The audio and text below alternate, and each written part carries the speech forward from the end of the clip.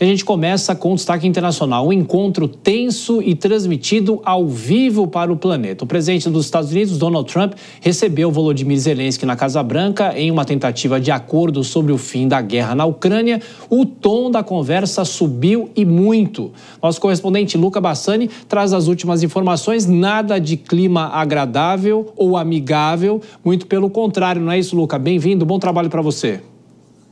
É isso mesmo, Thiago. Boa noite a você, a todos que nos acompanham. Algo inédito na história da diplomacia e da geopolítica mundial, principalmente na era digital, onde tudo foi televisionado ao vivo. O presidente Volodymyr Zelensky, que tinha a viagem marcada para Washington nesta sexta-feira, se encontrou com o presidente norte-americano com o objetivo de discutir um acordo de minérios para a exploração de minérios dentro da Ucrânia como uma forma de terminar a guerra. Todavia, essa conversa acabou tomando um outro rumo e J.D. Vance, o vice-presidente, aumentou o tom para Volodymyr Zelensky em relação às garantias de segurança pedidas pelo presidente ucraniano. Zelensky retrucou e depois Donald Trump também participou deste momento bastante acalorado, com a voz num tom acima e também o dedo em riste. Nós separamos um trecho desta troca bastante incomum na geopolítica mundial. Vamos acompanhar. Você não está em posição de ditar o que vamos sentir. Vamos nos sentir muito bem. Vamos nos sentir muito bem e muito forte. Você não está em uma posição muito boa agora. Você se permitiu estar em uma posição muito ruim e ele tem estado certo sobre. Desde o início da guerra, senhor. Desde o início da guerra. Você não está em uma boa posição. Você não tem as cartas agora. Com nós, você começa a ter cartas. Eu não estou jogando cartas. Você está jogando cartas. Eu quero garantias. Eu sou um presidente em guerra. Você está brincando com as vidas de milhões de pessoas. Você está brincando com a Terceira Guerra Mundial. E o que você está fazendo é muito desrespeitoso para o país. Este país.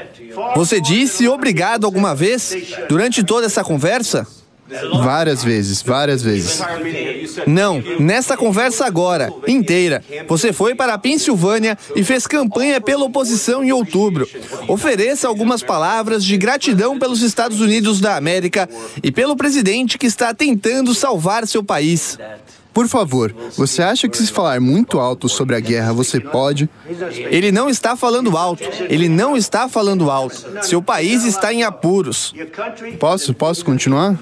Espere um minuto. Não. Você falou muito. Seu país está em apuros. Eu sei. Você não está ganhando. Você não está ganhando isso. Você tem uma baita chance de sair disso, ok? Por conta da gente.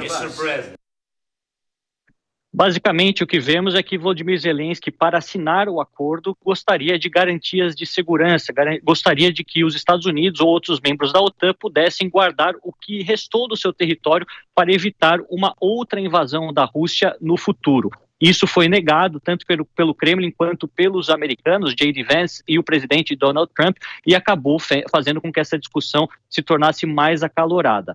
Também Donald Trump disse que o Volodymyr Zelensky acaba arriscando o futuro de todo o mundo e que deveria ser mais grato, porque os Estados Unidos que tornaram a Ucrânia um país forte.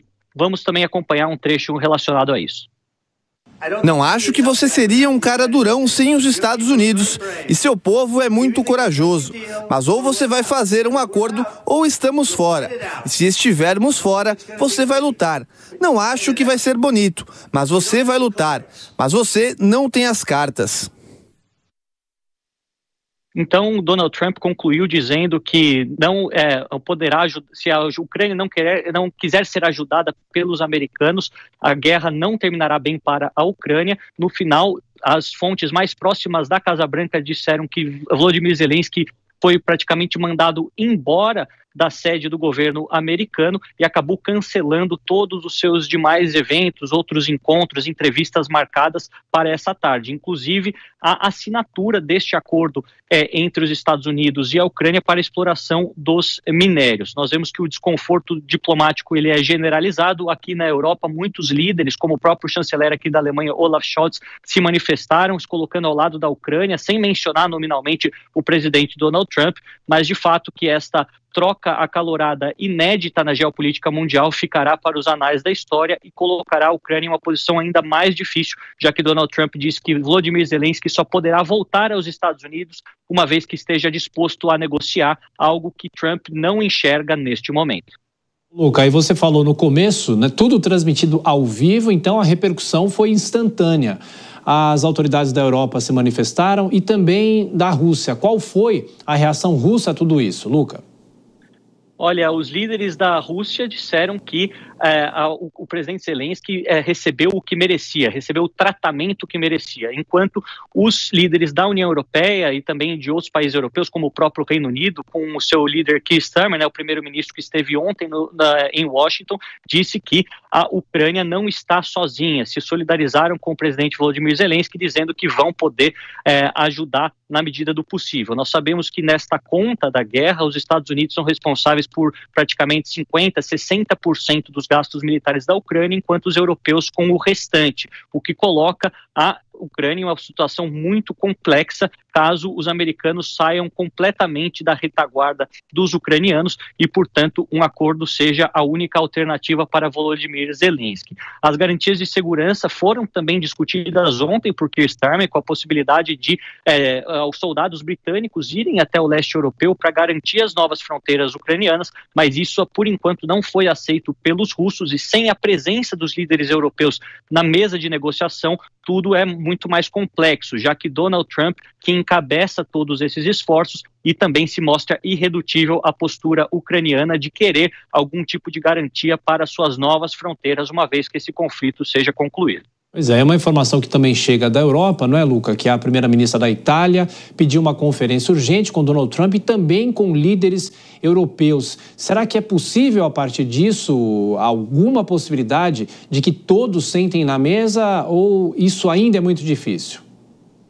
Isso é pouco provável, Thiago, se a gente vê o precedente ruim que esta troca de hoje abre. Se Volodymyr Zelensky sofreu essa espécie de fritura ao vivo por parte do presidente e vice-presidente norte-americano na frente de milhões de pessoas, nada impede que os líderes dos Estados Unidos façam o mesmo com outros aliados, seja a primeira-ministra Giorgia Meloni, seja o futuro chanceler aqui da Alemanha, Friedrich Merz, ou até mesmo o presidente Emmanuel Macron, que na semana passada, quando esteve em Washington, também teve um momento de desconforto, tentando corrigir os dados incorretos trazidos pelo presidente norte-americano. Todos acreditam que uma pressão conjunta possa surtir mais efeitos, mas considerando a postura totalmente pouco ortodoxa tomada pela Casa Branca durante este último mês, poucos indícios temos de que isso poderá surtir algum efeito, principalmente quando os Estados Unidos já estão em negociações avançadas com a Rússia e com isso poderão terminar a guerra sem a participação de nenhuma liderança europeia. Luca Bassani, com a repercussão desse encontro de hoje na Casa Branca, bom fim de semana para você, Luca, a gente volta a se falar, vou chamar já os nossos comentaristas, Dora Kramer, Cristiano Vilela. Ô Dora, é muito curioso como tudo efetivamente aconteceu, porque você, com muita experiência na cobertura política, os políticos podem se engalfinhar a portas fechadas, mas publicamente há um decoro, né? Agora, tudo foi transmitido ao vivo e chama atenção. Não assinar um acordo é até normal, ou seja, difícil, e essa é a diplomacia. Mas como essa conversa se desenrolou ao vivo, tudo isso chama muita atenção. Bem-vinda, Dora. Boa noite, Thiago. Boa noite, Vilela. Boa noite a todos. Pois propositadamente isso, né? Me parece que o presidente da Ucrânia caiu assim numa espécie de armadilha, porque aquilo ali serviu de palco para o Donald Trump. Eu fico curiosa de saber como que a opinião pública americana se apoia a esse show, eu vi muita gente chamando de reality show do Trump. Agora, ele está lidando com outro país, é uma cena absolutamente inusitada. Ele se posiciona como mediador, o Trump, mas ele se comporta como defensor de um dos lados e acusador de outro lado. Então, como o Luca nos traz aí, a Europa sem condições, pelo que eu depreendo das informações dele, sem condições de reagir à altura, e eu me pergunto se o Donald Trump quer um acordo ou quer a rendição. Eu acho que ele quer a rendição da Ucrânia. Bom, Cristiano Vilela, boa noite para você também, bem-vindo. Tudo muito inusitado, uma transmissão ao vivo, e é saber se a guerra vai ter algum tipo de ponto final num momento como esse. É uma negociação que continua, mas também a Europa mobilizada e também, de uma certa maneira, assustada com tudo que viu. Exatamente, Thiago. Uma ótima noite a você, a Dora e todos que acompanham o Jornal Jovem Pan. Infelizmente, tempos modernos, tempos onde, ao invés dessas discussões envolvendo trâmites de acordo que historicamente sempre se deram a portas fechadas, e aí sim os dois chefes de Estado vão apenas para posar para as fotografias, nesse caso nós temos aí uma situação que deixou todo mundo boquiaberto, onde os dois chefes de Estado discutindo ali de uma forma grosseira, sem nada efetivamente construído. Nesse sentido, nós vemos Donald Trump com o seu formato, o seu novo formato de governo, agora nesse segundo mandato, de uma forma ainda mais ácida, ainda mais aguda do que em relação ao primeiro mandato.